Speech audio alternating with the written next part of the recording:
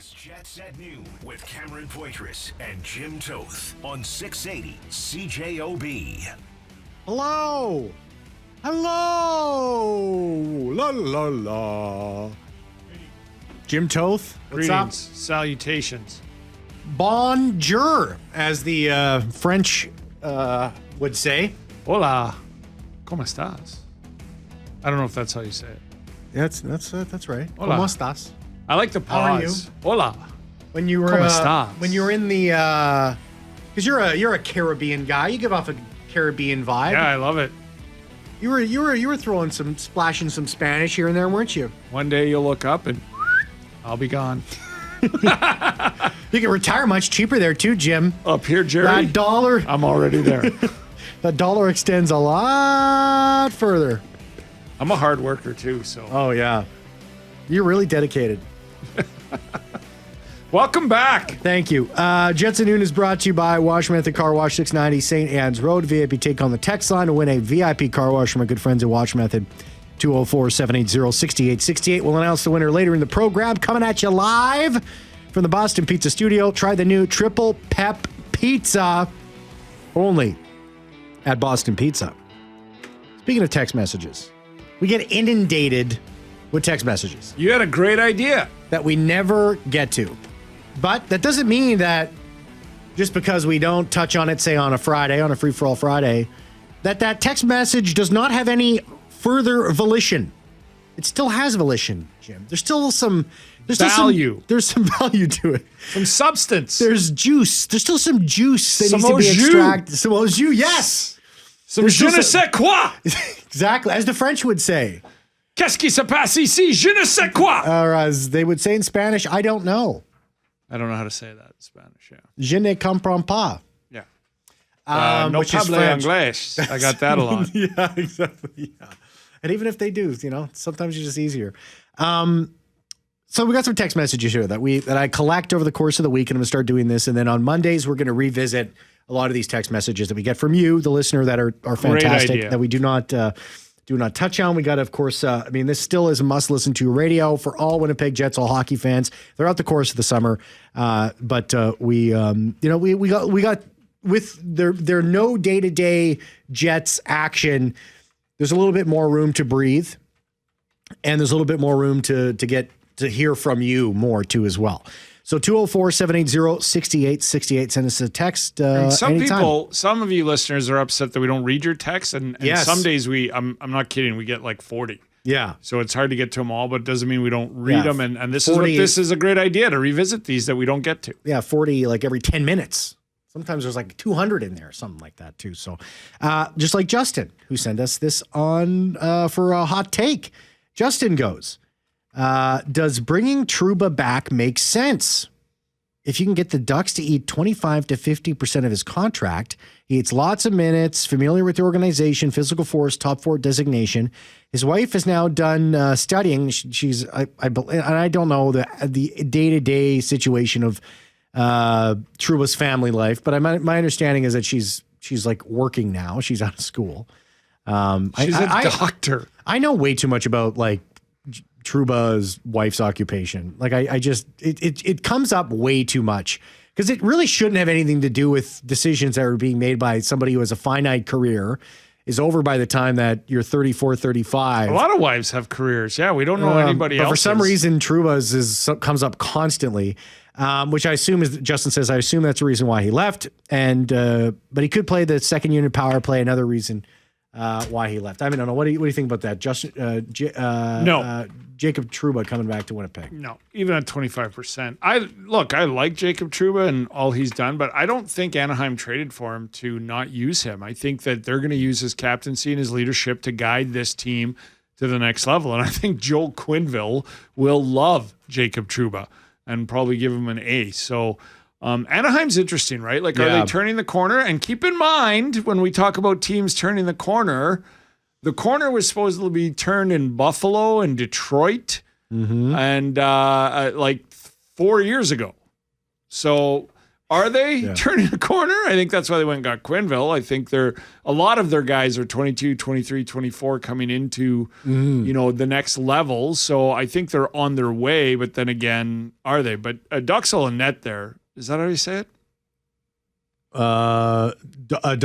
Dostal. Lucas Dostal. Right. I apologize, Lucas.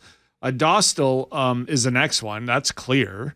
And you still have Gibson for 2 years if you don't move them. So I think they are the Detroit or the Buffalo of 3 or 4 years ago. They're about to turn the corner. But they got to make the turn. They got to bank. They got to bank right. You end up like the Red Wings missing the playoffs again. Why I say that is they went from losing 4-5-1 to losing 3-2 or winning 4-3. So I think they're on the cusp there, so that's why I don't think that. Yeah, Dostal's 24. When you look at some of the other, Jackson Lacombe, who I'm a big fan of, he's 24. McTavish is 22. I like that McTavish. Jansen Harkins, member of the Anaheim Ducks, 28. I'm being facetious there. Leo Carlson, 20. Cutter Gauthier, 21. So. They're still a young team, but when you bring a guy like Quenneville, that's definitely going to develop some excitement. Let's keep going here. This texture says, what would the revenue be for a playoff whiteout? The Jets had lost big during the pandemic. Yeah, it's definitely a financial boon for the Winnipeg Jets. How many? Well, the whiteout itself, the whiteout goes to charity. Yeah, half of it goes to cover the cost, and the other half goes to charity.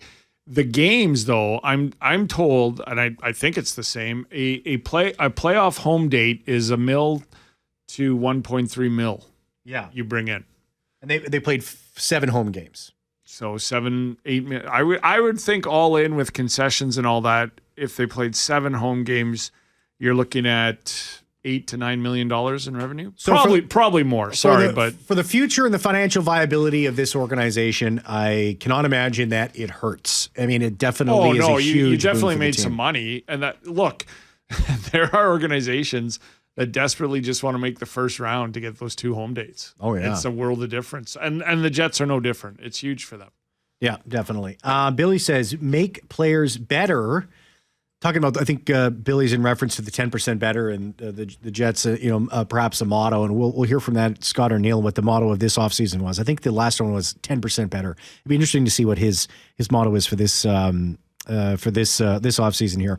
But Billy says make players better. It's more than analytics. Yes, chemistry and style compatibility. Ask the Leafs players that same question.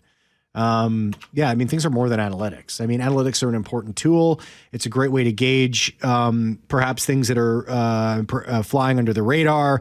It's a good way to look back and outside of your memory banks and look back at what really was going on and have some. But it's a tool. It's a tool.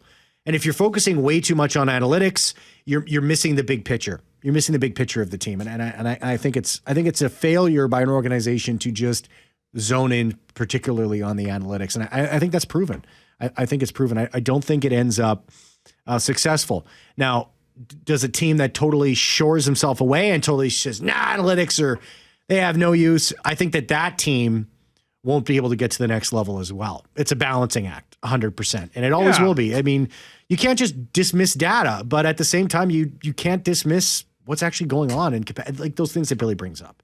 And we spent all last offseason talking about that. And you did a really good dive in analytics last year and everything. And that's what, it's a tool, right? It's an indicator of things you might want to do more of, less of, and what's going on with your team. But it's not I've always said this. If you put together, I asked somebody once, somebody online was going at me about, this is way back, like 2012 or 2015 or something. Mm-hmm. And I said, put together a 12-person 4-line roster analytically. And the roster was good players, but I don't think there was a first liner in any of them. Yeah. Because analytically, your first line is going up against first lines, right? Yeah. Bergeron was outstanding analytically on a first line back in his day, but there's only one Patrice Bergeron. Yeah. Even McDavid, analytically in Edmonton isn't. Yeah, there's players that perform better on lesser teams than Connor McDavid analytically. Through the history of the Jets, what I've been told by the community that absolutely lives and dies by analytics is your all Jets team of analytics is Marco Dano. He was a great goal per 60. Yeah. Marco Dano should have played him more. I could go on, right? Yeah. Like it's so, but I think it's a tool and a valuable one. And I think that's what, did help the team this year is Scott O'Neill dove into it a little bit and went a little more that way and got the most out of this lineup. This texter says, you think Jets will be able to sign KC next year long-term? Yes, I do. I think it happens this summer, actually. Do you think he's the first domino to fall? That'll sort of set the stage for what else? What other dollars are there? I think, that's an interesting question because come July 1st, is it July 1st? Is it July 3rd? Is it August 1st? Or is it training camp? It would not surprise me if Kyle Connor gets something done and then 2 months later at training camp we hear about it. Yeah. That would not surprise me. That would not surprise me. But the big one obviously is Ehlers. And it's one way or the other. Right now, here's a better question to the listeners and you, Cam. Do you think like it's July 14th and we don't know what's going on with Nick Ehlers? Do you think he goes past July 1st either as a Jet or not a Jet? The problem is that it's such a July 1st is such a whirlwind that you almost have to act on that day if you are going to go to free agency or the money just disappears. Like, do you think by July 4th he's either a Jet or somewhere else? Yeah. Yeah, so I think so. Yeah. So I don't think it's like and I think it's actually to a detriment. Like I much prefer baseball or the NFL where it's like it's not just like everything comes in like 2 hours where it's a more it's more of a prolonged free agency. I wish the NHL was more like that because now it's like it's like I said, if you do not get a contract on July 1st, the chances of you cashing in with big cash on a team where you want to go it lessens huge. Well, I did Sportsnet Radio in Vancouver last week, and they were all over me about Ehlers. Yeah, they're with Vancouver. There's a lot of teams, man. They're going to want him. Believe me. So that's he's what going I to be think. Highly coveted. And I wonder if there's PR involved. I wonder if in the afternoon of July 1st or the morning you hear that Nick Ehlers has signed a 7-year deal with somebody else, and then 5 minutes later you hear Kyle Connor's signed an extension. Yeah, anything could happen. Let's take a break. Let's come back on the other side. We'll hear more about, you want to talk about Jonathan Toews. We'll discuss that. You want to discuss the third line, what that will look like, and if Ehlers is a part of it. And somebody wants to talk about the trade clause on contracts. We'll make sure we touch on that. Did you hear this audio from an Abbotsford play-by-play guy? I did not. You told me about this. Somebody came at him in a booth. I'm going to play that audio before the show's up. It's actually awful. Terrible story. A decision has been made on Russia at the Olympics. What's that? When we come back, I'll tell you. At noon with Cameron Poitras and Jim Toth on 680 CJOB. Call the Boston Pizza Jets at noon. Hotline open 24/7, 204-780-6800. Dig into the new triple pep pizza and double trouble nachos available now at Boston Pizza. So the Russian teams, including, of course, the hockey team, will remain banned from next year's Winter Olympics in Italy as part of the sanction imposed following the invasion of Ukraine in 2022, the International Olympic Committee said Tuesday. That's a big blow and a huge shift of power, I believe, in the upcoming Olympics. Well, the Spit and Chicklets guys were talking about this. Do you really consider yourself a gold medal winner if you don't have to compete against this roster? I mean, the roster is unbelievable. The goalies alone, we talk about the U.S., yeah, Vasilevsky, Bobrovsky, and Shesterkin. And then you mix in the Malkins, the Ovechkins, the Svechnikovs, the Kucherovs, Kaprizov, Kaprizov.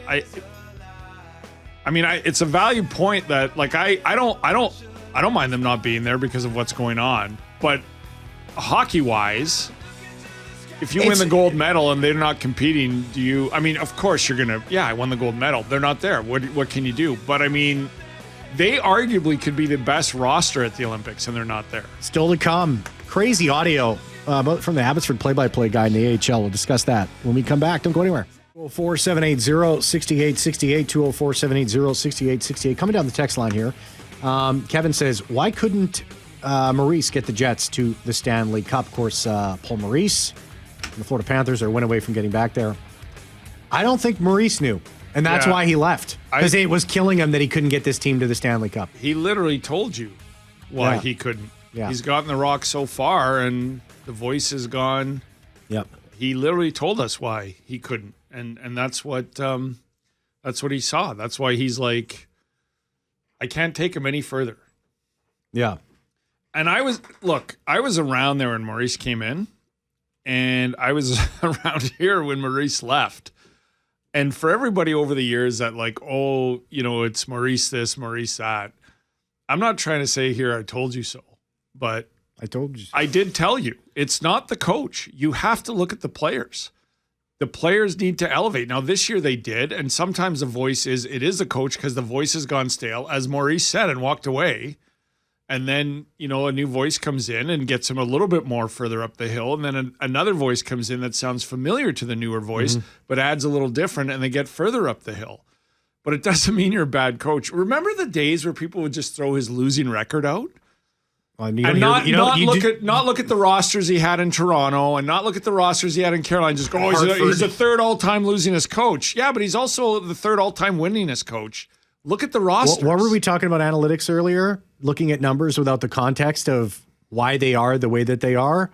That's when you get yourself into trouble. If you're just focusing on the numbers and the analytics and you're missing the big picture and what's in front of you, you wouldn't be able to explain why Paul Maurice is on the cusp of going to 3 straight Stanley Cup finals. But my point was, what I'm trying to say is being there and being at the practices every day, and they're like, oh, he can't get him to play defensively, and he doesn't he likes to rush. He preached daily, weekly defense first. And they just wouldn't do it, right? They wanted to score goals. And I was around in the days when Mark Scheifele, and not maliciously, but honestly, I'm a point getter. If I got to help the team win, I have to score more. As much as I'm scoring, I got to score more. I get that, right? Your job is to score. So when the team's losing, you think you have to score more. But in reality, you have to defend better. And that will lead to more offense, which is what we've seen the past 2 to 3 years. And you've seen a maturing of But Mark I was Scheifele. there when Maurice was preaching that, and the message, for whatever reason, was not getting through all the time. Jets at Noon is brought to you by Wash Method Car Wash, 690 St. Anne's Road. VIP take on the text line and win a VIP car wash from my good friends at Wash Method, 204-780-6868. Ticket to romance. Ticket to some hot and soapy purple bubbles. Ooh. We'll announce the winner later in the program. Coming at you live from the Boston Pizza Studio. Try the new Triple Pep Pizza only at Boston Pizza. Missed the first part of the show? Download the Jets at Noon podcast free now on Apple, Spotify, Amazon Music, wherever you find your favorite podcast with exclusive Jets talk and content only found there. And take Jets at Noon wherever you go, whenever you want. I got to add this about Wash Method. Add it. A friend of mine from back home reached out the other day. And I said yesterday on the show I was going to Wash Method. I ran out of time. I didn't get there, so I'm going to try and get there today. The Rendezvous needs a cleaning. the brand spanking new Rendezvous. I don't want people to know how elite vehicle I drive now. Yeah. I don't want it to get out And there. it's you know what? I didn't even know you can get those new off the lot. Still. Well, you can't, but I thought you. Oh, I mean, this is new to me, but it is a dream. Remember in Trailer Park Boys when he said you win a brand new caddy, a new car? He goes, well, it's an 18-year-old caddy, but it runs like a dream. New to me. So a friend reached out in Alberta, and he said, we spent the summer with the top rolled down.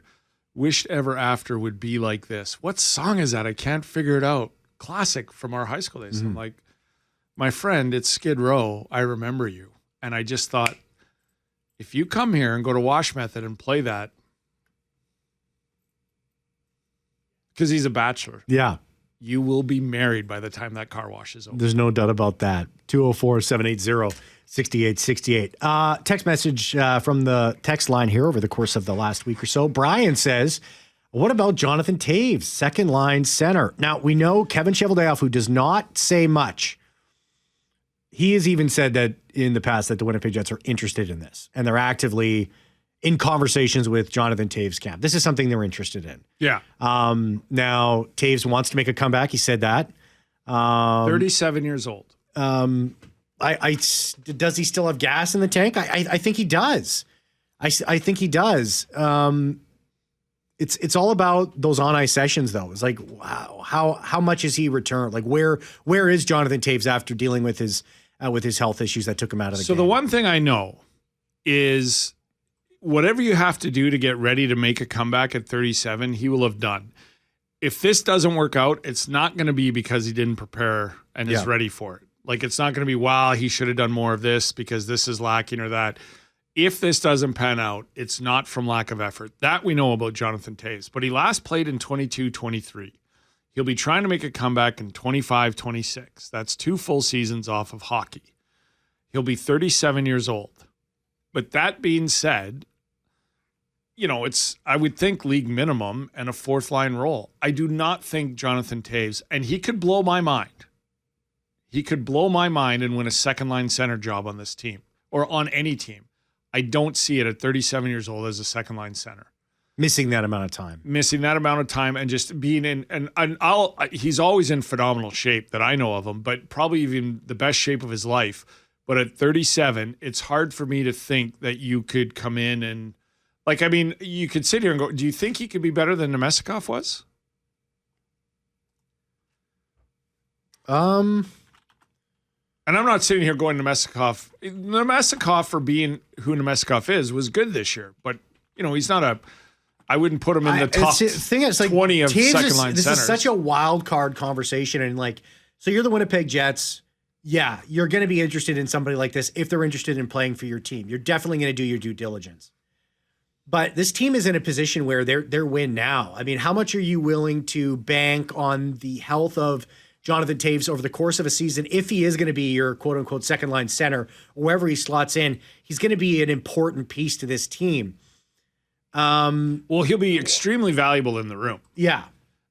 For a team that's this close and who just won the President's Trophy and lost in the 2nd round, a guy like that, even on your 4th line, would be valuable in the room. Yeah. Is Toews interested in a 4th-line role? But could you see him with, say, Appleton's gone and Iafalo's back on the 3rd line? Yeah. Morgan Barron's on the wing. So you have a Barron, Jonathan Toews, who, Gustafsson or? Yeah. Kupari, Rasmus Kupari. Kupari. I mean, they have a plethora of 4th-line centers here. They got Morgan Barron.